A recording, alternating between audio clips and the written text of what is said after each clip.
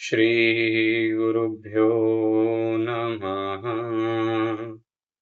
हरि ओम। ठीक है साहब, हम सुश्रुत संहिता चिकित्सा स्थान चैप्टर नंबर 2 पढ़ रहे थे, जिसमें हम सारे जो है आगंतुक व्रणों की, असत्य व्रणों की चिकित्सा के बारे में पढ़ेंगे। ये लगभग हमने जो है ये समझ लिया था कि 6 प्रकार के जो व्रण हो सकते हैं आगंतुक, वो कौन कौन से हो सकते हैं। फिर हमने ये देखा था कि इन 6 प्रकार के व्रणों में क्या क्या केसेस पॉसिबल हो सकते हैं, कुछ एक एग्जाम्पल्स के थ्रू। लास्ट एग्जाम्पल जो हमने टच किया था वो एग्जाम्पल ये था कि आप रोड पे जा रहे थे, आपको सांड ने सींग मारा, और सींग मार के जब उसने हटाया तो जब क्या हुआ, आपके पेट की जो ओमेंटम है, जो मेदोवर्ती है, वो बाहर निकल के आ गई। जब आप उस फटे हुए पेट को लेकर के वहां अपने डॉक्टर के पास पहुंचे तो डॉक्टर ने क्या किया, एक कषाय सूत्र के साथ आपका जो इंजर्ड पार्ट है उसको बांधा, और जो मेदवर्ती है उसे तप्त शलाका से मधु से संयुक्त करके काट दिया।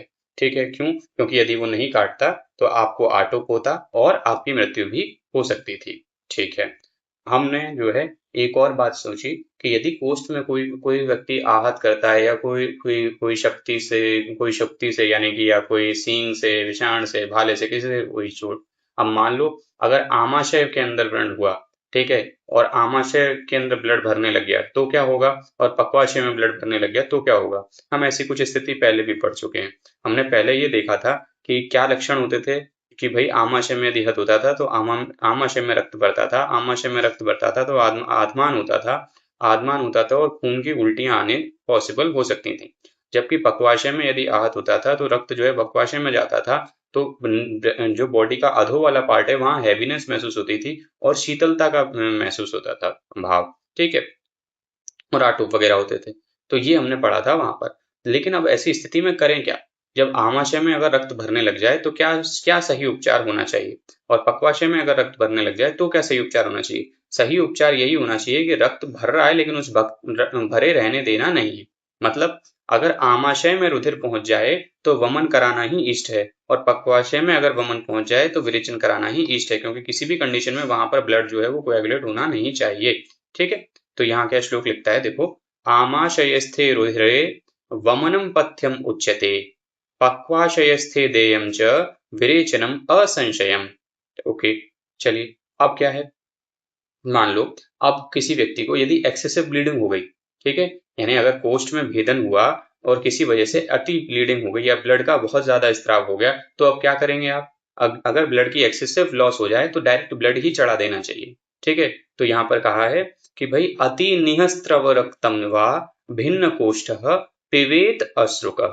ठीक है, तो कह रहे हैं कि भैया अगर रक्त का बहुत ज्यादा स्त्राव हो गया हो किसी भिन्न होने की वजह से, कोष्ठ के भिन्न होने की वजह से, तो अश्रुक पिला देना चाहिए, तो उससे क्या होगा, खून की पूर्ति हो जाएगी। तो यहाँ पे वेद अश्रुक लिखा है, और आजकल हम क्या करते हैं, ड्रिप चढ़ा देते हैं, खून का जो है ट्रांसफ्यूजन कर देते हैं, ब्लड ट्रांसफ्यूजन कर देते हैं। ठीक है, वो एक ही कहानी है। ठीक है, चलिए, अब मान लो आपको सांड ने सींग मारा पेट में, और इस बार जो सींग था जो निकला तो आपकी आंत भी बाहर निकाल करके आ गई, तो अब क्या होगा? अब दो कंडीशन पॉसिबल है। पहला, अगर आंत जो है वो साबुत बाहर निकली है, ठीक है, तो क्या करेंगे आप? और अगर आंत जो है वो फटी हुई बाहर निकली है तो क्या करोगे आप? देखो, अगर आंत बिना फटी हुई बाहर निकली है, साबुत बाहर निकली है, तो हम क्या कोशिश करेंगे, हम ये कोशिश करेंगे कि उस आंत को एज इट इज अंदर प्रवेश करवा दें और व्रण को जो है सिल दें। वहीं अगर आंत फटी हुई बाहर निकली है तो हम इसे फटी हुई आंत को अंदर प्रवेश नहीं करवाएंगे, पहले इसको स्टिचेस लगाएंगे। यानी कि जो आंत जहां से फटी है वहां से चींटे के सिर से, चींटे का सिर लिया, उसको जो है उस पर रखा और वो उसको क्लिप कर देगा, किसको? फटी हुई आंत को। तो उससे क्या होगा, जो आंत का जो फटा हुआ पार्ट है वो स्टिच हो जाएगा, और स्टिच होने के बाद उससे जो है आप अंदर प्रवेश करवा दीजिए। ठीक है, तो क्या बोलता है, अभिन्नम अंतरम निष्क्रांतम, यानी अगर अभिन्न आंत बाहर निकले तो प्रवेशयम न अन्यथा भवेत। ठीक है, इसको प्रवेश करवा देना इष्ट है। और अगर कुछ और हो जाए तो पिपलिका शिरोग्रस्तम तत् अपि एके वदंती तु, यानी अगर कुछ और हो अन्यथा भवेत, अगर कुछ और हो यानी फटी हुई आ जाए, अभिन्न की जगह भिन्न आंत आ जाए, तो पिपलिका के सिर से जो है हमको क्या करना है, उसका उसका वदन करा देना है, यानी उन्हें जुड़वा देना है। ठीक है, तो ये पिपलिका के सिर से स्टिच लगाने वाली बात जो है हमने चरक में भी ऑलरेडी कहीं पढ़ रखी है, अगर हम ध्यान दें तो। यस, तो जब हमने छिद्रोदर पढ़ा था, छिद्रोदर में क्या होता था, आंतों में छेद बन जाते थे। ठीक है। और उसे एब्डोमेन खोल के पहले पाटन किया जाता था, यानी एब्डोमेन खोलना मतलब पाटन करना। पाटन किया, इंटेस्टाइन में जहाँ छेद हो रखे हैं उन छेदों को जो है चींटे से कटवाया। उनके चींटों को जब छिद्र बंद हो जाए तो चींटे के सर को जो है काट दिया और बाहर फेंक दिया। ठीक है। देन आंत को, यानी हेड को लगे रहने दिया, बाकी पार्ट जो है निकाल के फेंक दिया। देन आंत जो है वो यथास्थान अपने स्थापन पर करी और एब्डोमेन की सूचिंग कर दी। ये हमने पढ़ा था उदर की चिकित्सा में, छिद्रोदर में, है ना। चरक की चिकित्सा स्थान उदर चिकित्सा चैप्टर नंबर 13 के अंदर। नेक्स्ट, अब मान लो कोई पेशेंट है, ठीक है, उसके कोष्ठ में हत हुआ और उसकी अभिन्न आंत्र यानी साबुत आंत बाहर आ गई, लेकिन जब तक वो पेशेंट आपके पास आया उसकी आंत जो है वो उसमें ड्राइनेस आ गई। ठीक है। अब उस आंत को आप अंतः प्रवेश कराना थोड़ा आपके लिए मुश्किल हो रहा है, तो आप क्या क्या जुगाड़ लगा सकते हो वो देखो। देखो, आंत को जो है सबसे पहले तो आप ये करोगे कि भाई ड्राई हुई है तो इसका मतलब एक्सटर्नल इन्फेक्शन भी हुआ होगा या हो सकता है। तो आप सबसे पहले उसको जो है शोधित करोगे। कैसे शोधित करोगे? आंत को दूध और घी, ठीक है, दूध से धो करके घी का लेप कर देना है। पहले दूध से धो दो उस आंत को और ऊपर से जो है घी का लेप लगा दो। ठीक है। इससे क्या होगा, ल्यूब्रिकेशन भी हो जाएगा और अगर जो ड्राइनेस होगी वो लुप्त हो जाएगी। ठीक है। और कोई गंदगी होगी तो वो भी साफ हो जाएगी। उसके बाद क्या करना है, कोशिश करानी है अंदर उसको डालने की। लेकिन अगर तब भी ना लगे और अभी टाइट है अगर, ठीक है, तो क्या करना है भाई, पेशेंट के मुंह में जो है आप उंगली डालो और उसके गले के अंदर जो है वो आप टच कराओ, यानी उसको इरिटेट करो, उसकी जीआई ट्यूब इरिटेट करोगे तो कैसे उल्टी कैसे वेग आएंगे, और जैसे उल्टी कैसे वेग आएंगे तो पेट की जो है मसल्स खिंचेंगी, अंदर की तरफ खिंचेंगी, तो बॉडी अंदर की तरफ उस आंत को अपने आप खींचने की कोशिश करेगी। पहला तरीका। दूसरा तरीका क्या है साहब, कि आप जो है पेशेंट के मुंह पर जो है स्प्रे मारो। जब आप पेशेंट के मुंह पे स्प्रे मारोगे तो पेशेंट को क्या होगा, त्रास होगा, झटका लगेगा, तो वो झटके से जो है आंत अंदर जो है अंदर खींचने का प्रयास करेगी। ठीक है। और आपने घी का लेप कर ही रखा है तो इजिली स्लाइड इन होने के चांसेस है। ठीक है। फिर तीसरा तरीका क्या है कि भाई आप जो है अपने एक उपचारक से, जो बलवान उपचारक है, उससे कहें कि भाई एक उपचारक तो जो है पेशेंट का हाथ पकड़ ले और हाथ पकड़ ले दोनों, और एक उपचारक जो है वो पेशेंट के पैर पकड़ ले, और पैर पकड़ने के बाद पेशेंट को उठाएं और बॉडी को इस तरह से मूव करें ताकि जो आंत है वो अंदर की तरफ जाने की कोशिश करे। ठीक है। अब यदि आपको कुछ भी नहीं समझ में आ रहा है, ना आपसे क्या बोलते हैं गले में उंगली डाली जा रही है, ना आपको जो है मुंह में स्प्रे मुंह पर स्प्रे करने से कुछ हो रहा है, ना ही बलवान उपचारक से हो रहा है, कुछ नहीं समझ में आ रहा है, तो लास्ट में आप क्या करो कि जिस व्रण में से वो आंत निकल रही है उस व्रण पे हल्का सा कट कर दो। हल्का सा कट करोगे तो व्रण का मुंह खुल जाएगा। जब व्रण का मुंह खुल जाएगा तो आंत ऑटोमेटिकली अंदर चली जाएगी। अब करना क्या है, अब ये मुंह खुल गया है तो अब इस व्रण को जो है आपको अच्छे से सूचरिंग करनी है। कोई चांसेस नहीं छोड़ना कि ये सूचरिंग जो है वो अच्छी ना रहे। इसी बात को अब जो है संस्कृत में किस तरह से बोलता है देखो। प्रवेशयेत क्षीर सिक्तम शुष्कम आंत्र घृत प्लुतम अंगुलीया अभिभ्रशेत कंठम जलेन उद्वेजयेत अपि हस्तपादेषु संगृह्य समुत्थाप्य महाबलाः भवति अन्तः प्रवेशस्तु निर्धुनयुस्तु तथा तत् आपाट्य प्रमाणेन भिषक अंतरम प्रवेशयेत् यथास्थानं निविष्टे च व्रणं सेवयेत् अतंद्रितः। ये हमने कहानी पढ़ी, आप बुक में देखो, उस श्लोक को पढ़ो, मैंने बात समझा दी है तो जो है अब वो पूरी बात सेंस बनाएगी आपको। ठीक है। देखो अब क्या बोल रहा है, दूसरा केस देखो कि मान लो किसी पेशेंट के पेट में हत हुआ, व्रण बना और अंदर से आंत या तो अपनी जगह पे, यानी कि व्रण हुआ लेकिन आंत जो है इस बार बाहर नहीं आई, या तो आंत अपनी जगह से मिसप्लेस हो गई। ठीक है। मिसप्लेस होने का मतलब हर्नियल सैक हो गया, यानी एक आंत जो है अपनी पार्ट से किसी और पार्ट में चली गई तो हर्नियल सैक में चली गई, या फिर आंत अपनी जगह पर ही क्या हो गई, उलझ गई। ठीक है। यानी कि आंतों में ट्विस्ट हो गया। तो ये दोनों सिचुएशन क्या होंगी, ऐसी डेडली सिचुएशंस में हमको क्या करना है, देखो हर्नियल सैक वाले पेशेंट में जो है दर्द तो बहुत ज्यादा नहीं होगा, ठीक है, कोई ऐसी इमीडिएट इमरजेंसी कंडीशन भी नहीं होगी, लेकिन ये जो है परेशानी करेगी। ठीक। तो अब देखो करना क्या है इसमें, व्रण को बांध के घी से सेचन करते हैं। सबसे पहले तो जहां व्रण बना है उसको सूचनिंग करो और घी से सेचन करो। ठीक है। अब पेशेंट को एरंड तेल पिलाओ। क्या सा तेल पिलाओ, एरंड तेल मिक्स करके घी से पिलाओ। बिकॉज एरंड का तेल क्या है भाई, एरंड का तेल जो है वो स्नेह विरेचक है। ठीक है। तो तेल जो है विरेचनिक होगा एरंड का, इससे मल जो होगा वो सॉफ्ट हो जाएगा और वायु भी अनुलोमित होगी। ठीक है। और जिस तरह से एक मोटर का पाइप जो है उस अगर जो मोटर में लगा हुआ पाइप होता है उस पर जब बहुत प्रेशर से मोटर चालू करते हो आप, अगर वो पाइप कहीं आसपास कहीं उल्टा पलटा हुआ हो, ठीक है, ट्विस्ट हो, अगर प्रेशर से जब मोटर चलती है तो वो पाइप जो है अपने आप सीधा होने की कोशिश करता है। उसी तरह ये जो वायु जब अनुलोमित होगी एरंड तेल की वजह से, मल पतला होगा और वायु अनुलोमित होगी तो झटके से आंत जो उलझी हुई है वो भी सुलझ जाएगी अपनी जगह आकर के। ठीक है, तो ये हमने बात समझी, यदि आंत जो है वो सुलझाने के लिए, अपनी जगह पर लाने के लिए। ठीक है, तो क्या बोल रहे हैं भैया, स्थानात अपेतम आदत्ते प्राणान गुम्फितम, गुम्फित मतलब उलझना, स्थानात अपेत मतलब अपने स्थान से मिसप्लेस हो जाना, और आदत्ते प्राणान, आदत्ते प्राणान मतलब प्राण को लेने वाली स्थिति है ये। ठीक है, यह प्राण डेडली सिचुएशन है ये।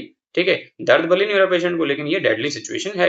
तो स्थानात अपेतम आदत्ते प्राणान गुम्फितम एव वा वेष्टयित्वा तु पट्टेन, पट्टी बांधो, घृत सेकम प्रदापयेत, घृतम पिबेत सुखोष्णम च चित्रा तैलम समन्वितम। चित्रा, चित्रा किसका पर्याय होता है, चित्रा होता है पर्याय एरंड का। तो चित्रा के तेल से यानी एरंड के तेल से जो है हमें क्या करना है कि भाई सुखोष्ण घी पिलाना है, चित्रा के तेल से सिद्ध, यानी घी और एरंड का तेल मिक्स करके पिला दो, जिससे क्या होगा, मृदु क्रियार्थम शकृते, इससे क्या होगा, जो शकृत है मल है वो मृदु क्रिया हो जाएगी उसकी। और मृदु क्रिया क्या था, वर्णोक्रम में हमने पढ़ा था कि नहीं पढ़ा था, मृदु क्रिया क्या करता है कि कठिन मल को मृदु कर देता है। ठीक है, मृदु क्रियार्थम शकृतो वायु च अधः प्रवृत्ते, वायु जो है वो अधः प्रवृत्त यानी अनुलोमित हो जाएगी। ठीक है, चलिए साहब अब अगला केस देखते हैं। मान लो कोई इंजरी हुई कहां पर, आपके स्क्रोटम में, ठीक है, और टेस्टिस जो है वो स्क्रोटम से फट के बाहर निकल आए। ठीक, तो अब ऐसी स्थिति में आप क्या करोगे, ऐसी स्थिति में लिखता है कि सबसे पहले तो आपको क्या करना है, टेस्टिस को अंडकोश से बाहर आ जाने पर सबसे पहले पैर और आंखों का सेचन करना है जल से। इसका रीजन हमको पता नहीं है, लेकिन एक ये हम कह सकते हैं कि भाई न्यूरल डिस्टरबेंस, मतलब कि दर्द जो है उस दर्द के एहसास को डाइवर्ट करने के लिए ऐसा आप कर सकते हो कि जब कभी भी अंडकोश से टेस्टिस बाहर आ जाए, ठीक है, या आघात हो, तो मुंह और पैरों पे पानी डालना चाहिए। ठीक है, ये आप कोशिश कर सकते हो, जब कभी अगर नॉर्मल इंजरी भी हो तो भी आप ये ट्राई कर सकते हो। जब कभी अगर गलती से स्क्रोटम में इंजरी हो जाए, कोई लात मार दे, कभी आप गिर जाओ, कुछ लग जाए, तो आप सबसे पहले क्या करो, पैरों पे पानी डालो और अपने मुंह पे या आंख पे पानी डालो। सेकंड स्टेप क्या करना है, उसके बाद आपको ये करना है कि जो टेस्टिस हैं यानी मुश्क हैं, उनको फलकोश, फलकोश मतलब स्क्रोटम, स्क्रोटम में प्रवेश करना है।